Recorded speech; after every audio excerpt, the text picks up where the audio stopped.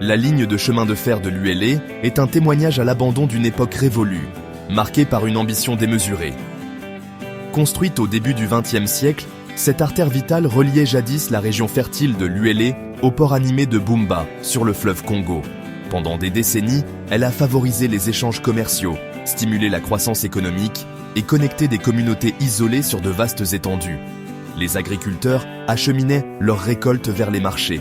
Les entreprises prospéraient et la région de l'ULE était en plein essor.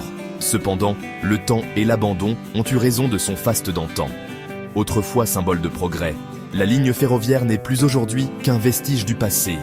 Des années de sous-investissement, d'instabilité politique et les assauts répétés des éléments naturels ont laissé la ligne de l'UL dans un état de délabrement avancé.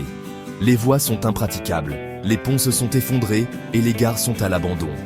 Jadis dynamique, ce corridor économique est désormais silencieux, isolant les communautés et laissant les opportunités en friche. Pour plus d'histoires fascinantes comme celle-ci, abonnez-vous à notre chaîne. Aujourd'hui, la ligne de chemin de fer de l'UL n'est plus que l'ombre d'elle-même. Les outrages du temps et le manque cruel d'entretien ont eu raison de son infrastructure. Rongés par la corrosion, les rails sont devenus impraticables, rendant toute circulation ferroviaire dangereuse.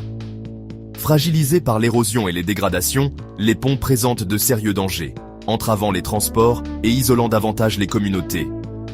Autrefois bourdonnantes d'activité, les gares sont aujourd'hui désertées et à l'abandon, leurs façades en ruine témoignant d'un passé révolu. L'état de délabrement de la ligne de l'ULE a eu des conséquences désastreuses sur l'économie locale. Privés de moyens de transport fiables, les agriculteurs peinent à acheminer leurs récoltes vers les marchés. Les entreprises subissent des coûts de transport exorbitants et le potentiel de croissance économique reste inexploité.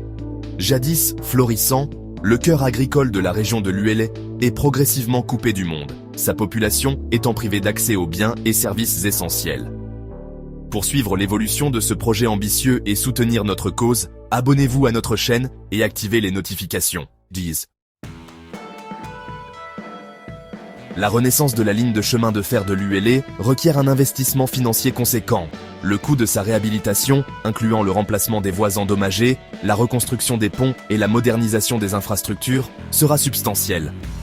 Il est néanmoins primordial de percevoir ce projet comme un investissement et non comme une simple dépense. Une ligne de l'ULE remise en état est porteuse d'importantes retombées économiques, en faisant une proposition attractive pour les investisseurs nationaux et internationaux. Mobiliser les fonds nécessaires exigera une approche multidimensionnelle. Le gouvernement doit faire de la réhabilitation de la ligne de l'ULE une priorité et allouer des ressources suffisantes dans le budget national. Par ailleurs, il sera essentiel de solliciter le soutien financier d'institutions internationales de développement telles que la Banque mondiale et la Banque africaine de développement. Ces institutions ont une solide expérience en matière de financement de projets d'infrastructures en Afrique et peuvent apporter l'expertise et les ressources nécessaires à la réussite du projet. Pour suivre l'évolution de ce projet ambitieux, abonnez-vous à notre chaîne. La réhabilitation de la ligne de chemin de fer de l'ULE est une entreprise d'une telle envergure que le gouvernement ne peut la mener seul. Les partenariats public-privé, ou PPP, représentent une solution pragmatique et mutuellement avantageuse. En s'appuyant sur l'expertise et les ressources des partenaires privés, le gouvernement peut garantir une mise en œuvre efficace et efficiente du projet. Les investisseurs privés, quant à eux, peuvent bénéficier de concessions à long terme et de perspectives de retour sur investissement intéressantes.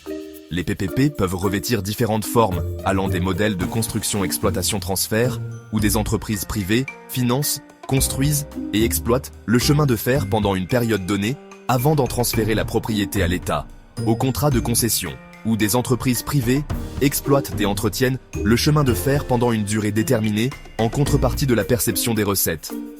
En structurant soigneusement ces partenariats et en instaurant une gouvernance transparente et responsable, la réhabilitation de la ligne de l'UL peut devenir un exemple emblématique de collaboration réussie entre les secteurs publics et privés. Abonnez-vous pour suivre l'évolution de ce projet ambitieux et d'autres initiatives passionnantes.